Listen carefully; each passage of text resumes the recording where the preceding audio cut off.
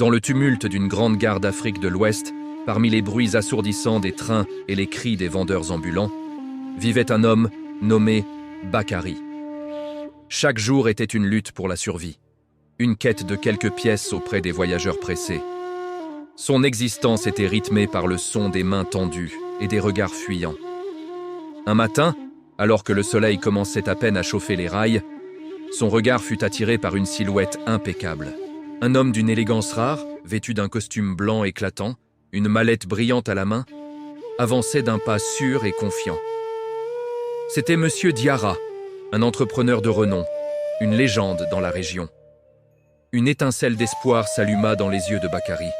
Il se dit « Cet homme est riche, s'il me voit, il m'aidera sûrement. » Rassemblant son courage, il s'approcha, le cœur battant, et tendit sa main usée par le temps et la pauvreté. Mais la réaction de l'homme d'affaires fut totalement inattendue. Au lieu de fouiller dans sa poche pour y trouver quelques pièces, il s'arrêta, fixa Bakary d'un regard intense mais calme, et lui posa une question qui allait changer sa vie à jamais.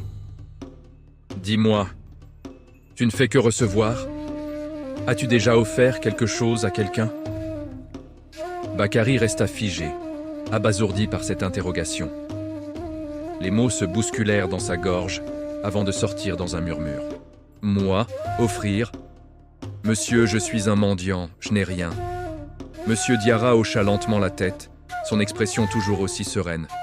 « Si tu crois n'avoir rien à donner, alors tu n'as rien à recevoir non plus. Moi, je crois à l'échange. Si tu peux offrir quelque chose, alors je pourrai t'aider. » Sur ces paroles énigmatiques, il se retourna, monta dans son train qui s'apprêtait à partir et disparut dans la foule, laissant Bakary seul avec ses pensées. Cette phrase résonna dans l'esprit de Bakary comme un gong. Si tu veux recevoir, commence par donner. Toute la nuit, il ne trouva pas le sommeil, les mots de l'homme d'affaires tournant en boucle dans sa tête. Le lendemain, et le jour d'après, il ne mendia pas. Il resta assis, perdu dans ses réflexions, observant le va-et-vient incessant de la gare. Il sentait qu'une transformation s'opérait en lui, mais il ne savait pas encore laquelle. Le troisième jour, alors qu'il était assis près de la voie ferrée, son regard se posa sur un petit bosquet de fleurs sauvages qui poussait courageusement entre les rails et le ballast. Elles étaient magnifiques, leurs couleurs vives et lumineuses contrastant avec la grisaille de la gare. Et soudain, une idée, simple mais révolutionnaire, germa dans son esprit. Il cueillit délicatement quelques-unes de ces fleurs, les rassembla en un petit bouquet et retourna à son coin habituel. Mais cette fois, sa posture avait changé. Il n'était plus là pour simplement demander. Il avait un plan. Il se fit une promesse. Chaque personne qui me donnera une pièce, je lui offrirai une fleur. Au début, les voyageurs furent surpris. Un mendiant qui offrait quelque chose en retour, c'était du jamais vu. Mais en voyant son geste sincère, la beauté simple de la fleur, un sourire illuminait leur visage. Et ils donnaient. Ils donnaient même davantage qu'avant. Rapidement, Bakary remarqua un phénomène incroyable.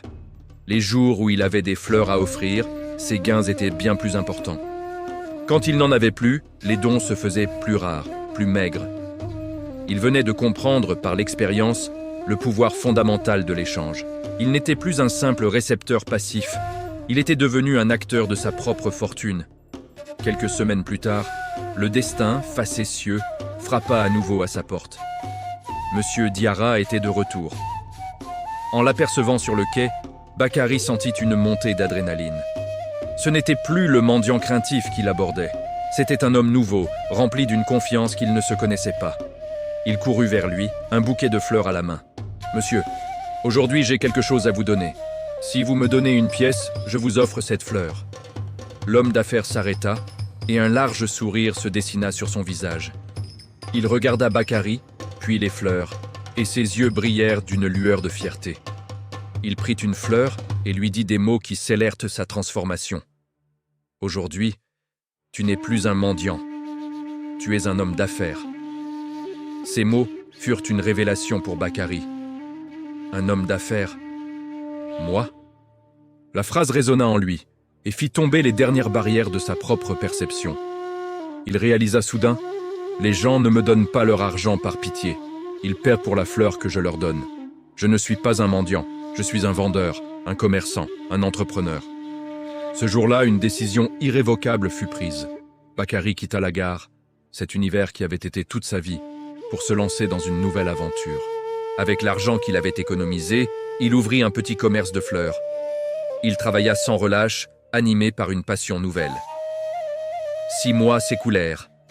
À la même gare, Monsieur Diarra montait à bord d'un train de première classe. Alors qu'il s'installait dans sa cabine, un homme élégamment habillé, le regard droit et l'allure assurée, entra à son tour. Monsieur Diarra le dévisagea, sentant une étrange familiarité. « Excusez-moi, je vous connais, n'est-ce pas ?» L'autre homme sourit, un sourire franc et reconnaissant. « Oui, monsieur. Autrefois, vous m'avez refusé de l'argent. Puis, quelque temps après, vous m'avez acheté des fleurs. » Les yeux de Diarra s'écarquillèrent sous le choc de la reconnaissance. « Vous étiez... le mendiant ?»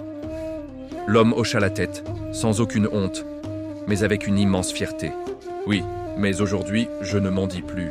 Je suis à la tête d'une entreprise de fleurs et je m'apprête à ouvrir ma 2e boutique. » Le grand chef d'entreprise resta sans voix, profondément ému et impressionné par cette métamorphose spectaculaire.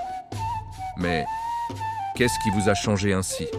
Bakary répondit, son sourire s'élargissant encore. « Le jour où vous m'avez dit « pour recevoir, commence par donner ».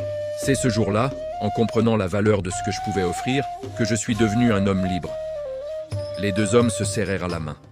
Mais cette fois, ce n'était plus la main d'un riche homme d'affaires et d'un pauvre mendiant. C'était une poignée de main entre égaux, entre 2 entrepreneurs qui avaient compris le secret de la réussite. Cette histoire nous enseigne une leçon puissante. La vie que nous menons est le reflet direct de la façon dont nous nous percevons. Si tu te vois comme quelqu'un de petit, de démuni, sans rien à offrir, tu resteras petit.